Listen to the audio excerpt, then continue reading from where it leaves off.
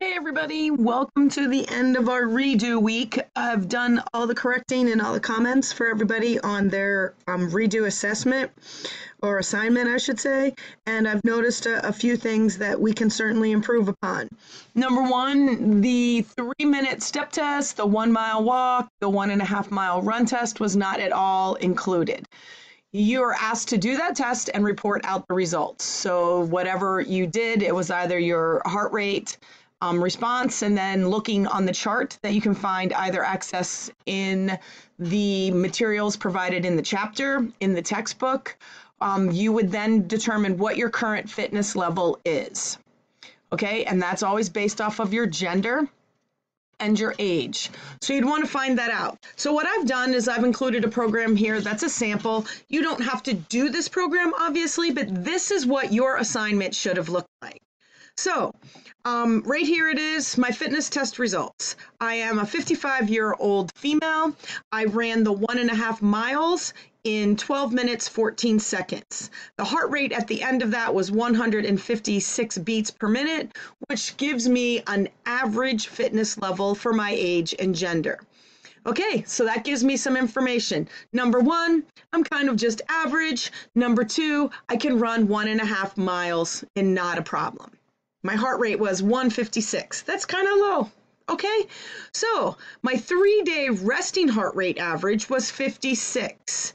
I woke up without an alarm clock 3 mornings, recorded my heart rate, took those 3 heart rates, added them together, divided them by 3, and found my average resting heart rate. That is the true resting heart rate. Remember that we cannot get a resting heart rate by just checking our heart rate in the middle of the afternoon. That's not a true resting. So then from there, I wanted to then say, okay, well, my resting heart rate's pretty good. Average is 60 to 80. So 56, my fitness level is pretty good. But in the last chapter, I discovered that I have some cardiovascular disease risk factors. My father died of a heart attack. My grandfather died of a heart attack. And so everybody in my family has some cardiovascular conditions after the age of 60. And as you can see, I'm getting close. So I want to make sure that part of my fitness goal is to decrease my risk factors for disease because of that family history. The other part is it's been a long, cold winter. We've been inside for a long time. And so I want to burn some fat off and get ready for spring. So those are my 2 goals. From there, my other goal is I want to be able to run 5 miles on 3 days per week. So there we go. I run on a regular basis, and so this is pretty much a good start for me. I run 13 miles every Sunday, rain, snow, sleet, or shine. So I'm okay with a 5-mile-a-day morning run. Okay, that may not be the thing for the rest of you. So then also what I needed to do is I needed to figure out my target heart rate zone. So doing all the math and figuring that out, it determined that I literally came to my target heart rate zone of 132 to 143. Many of you worked your target heart rate zones and they came out with a point. So technically my target heart rate zone was 132.3. I cannot count a third of a heartbeat. So we just round it up or round it down as appropriate. That's important. Okay, so then we're taking a look at this. So I'm going to sit here and say, all right, now this is what I want to do. In order to reach this goal, I need to design a fitness program. The fitness program will always consist of a warm-up. So here is my functional dynamic warm-up. Because I'm going to run 5 miles, I know that that's probably going to take me maybe 45 minutes or so. So I want to make sure that I do a thorough warm-up that lasts around 5 to 7 minutes. We know from our chapter 2 work that a warm-up includes or requires 2 individual things. First and foremost, we want to get our heart rate up, our respirations up, and we want to get our body temperature up, hence the name warm up. And so I already told you in the last video, if you're sweaty, you're ready. The next thing is during that functional dynamic warm-up is we want to make sure that the body parts that we're going to be used are ready to go. So that means we get those joints lubricated, and we get them woken up. So my nice, simple, functional dynamic warm-up is I start walking. When I'm walking, I really begin to swing my arms, I get a big roll, I start to rotate my shoulders, getting some action in my spine, and then I'll start to walk, and then I institute some exercises. So as I'm walking, I pick up my pace a little bit. I may pull up one knee, step, step, pull up another knee, step, step, pull up another knee. And then I start to do some things where I'm a little bit of leaping, landing on my toes. Not a big wide leap, not hard bouncing. It's a warm up. Okay, so then from there, I might do some front kicks, reach my hand out, see if I can kick up to my hand that's parallel to my shoulder. I then step, step, kick to the other side, step, step, kick to the other side. I do that, making sure that that works. Then I'll do some butt kicks, butt kick, butt kick, butt kick, and then I'll stop and I'll swing my legs. I want a nice long pendulum-like action. Okay, so I'll swing my legs forward and backwards, and then I'll go at a diagonal. Okay, and then from there I might do some hip circles or some little whatevers, and I get my body all ready to go. Then I start to do a little bit of picking up my pace, making sure that after my whole functional dynamic stuff is going on, my heart rate's around 110 to 120. That number can be solid for all of us. That means we're getting it up there. Okay, technically, it's a percentage of my target heart rate zone, but that's a good solid number. Then I start to jog, start to increase that speed of movement, and I do that for about 1/4 of a mile. And then I start to reach up to my running pace. And then I make sure that I'm in somewhere within my target heart rate zone of 132 to 143. That means that I'm working efficiently. If you are not in your target heart rate zone, and I'm feeling some resistance towards the target heart rate zone, if you do not work out in your target heart rate zone, anything below that is considered daily active living. And while that's wonderful and you want that, the thing is it's not planned exercise. And in order to get the cardiorespiratory endurance benefit, we need to be in a zone. And then if you're above or way outside your target heart rate zone on the top end, then what it's doing is it's anaerobic. It's not with oxygen. And so that's not literally training and conditioning your heart. And so because that's our goal for this portion of our exercise, then that's why we want to be in there.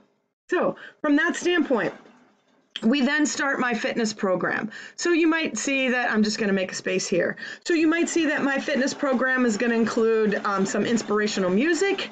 I've done my warm up, and here's my workout. I start my workout with based off of my goals and because of what I want to do. So for the majority of my running, I'm going to keep it towards the low end of my target heart rate zone. That's when you become a calorie burning inferno. 30 minutes makes me burn fat, burn fat, burn fat.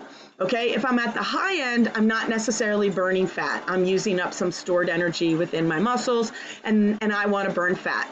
The other thing is that I also want to get my heart stronger, right? I need to prevent that disease. So we do 6 bouts of what we would call high interval activity. 6 bouts. It can be a whole slew of different things, and maybe you know this and maybe you don't, but this was written in there about what HIIT or high intensity interval training was all about, why it was invented, and what the goal is that it does bring big benefits to your heart, but also you have to do the rest of the work as far as the base level, keeping it under control. When we say high intensity, it doesn't mean willy-nilly any heart rate response. It still means that you're at the high end of your target heart rate, not out there at like 300 beats per minute. So if we're doing that, I build in 6 of those. So I know that my run has a hill. I got to run up that hill. My heart rate's going up. I'm feeling it. I'm working. I'm breathing heavy. I get up there. Whoo, it's nice and level. I keep running, holding my pace, bringing it back down, feeling pretty good.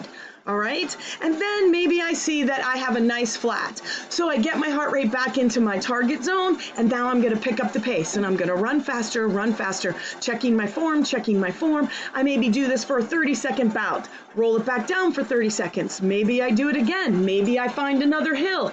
However I do it, I would do that 6 times. They need not be 6 consecutive times within your workout. They can just be 6 times within your workout. Okay. Does it need to be 6? Studies show that 6 is optimal. So from that standpoint, there we go. I wear a heart rate monitor watch. The reason why is because I like it to record all of my stuff and I pay attention. I have it set so that it beeps at a high end of my heart rate and that it beeps a different beep at the low end of my heart rate, so I can make sure I'm within my zone. Maybe you don't have a wearable, nor do you need to purchase one, but you do need to make sure that you're checking your heart rate. Yes, the way that you feel, like, oh my gosh, at the top of this hill, my legs are going to fall off, my lungs are burning, that's great. But what is the heart rate response? And then the next thing is maybe like you have a running partner. My running buddy, like we can't talk to each other. When we're running up the hills, that's all you hear is breathing. It's totally quiet. And we're just trying to grind it out. That's the thing, that a talk test is another way. Sometimes it's accurate and sometimes it isn't. You need to make sure that you're cross-referencing how you feel with your true heart rate response. So please keep in mind that you're going to check that throughout your aerobic activity. You will just keep moving at a slow pace, like I might slow down, check my heart rate if I didn't have a watch for 15 seconds at my radial pulse, and then boom. If you're really terrible at it, there's all kinds of apps for your phone. Literally, you can put your your index finger on the screen of your camera and it will check your heart rate for you. I'm not sure how accurate it is. You would have to check that. But there's other ways. The goal, though, is to be in there. So once I'm finished and I finish my workout, I give myself a high five, my partner a high five. We're like, whoo, we did it. Congratulations today. Some days are harder than others. So then we start to slow our heart rates back down. We jog it out, slow it back down. Just like we picked it up in the warm-up, we slow it back down for the cool down, get my breathing back to what feels good. You know, I'll still probably be a little up there, like, whew, all right. Do that for about a quarter of a mile, then I might walk for another quarter of a mile. I check my heart rate, and then I start doing some static stretches. This is where I literally would stretch the muscles that I worked. And so in running, the legs are obvious. But the other thing that's really important is the low back, my shoulders, and even my arms, biceps and triceps. If you have good running form, they're flexed throughout the exercise session. So you want to make sure that you do that nice stretch, get everything cooled down. Stretching is our next exercise after resistance training. And then that's my workout.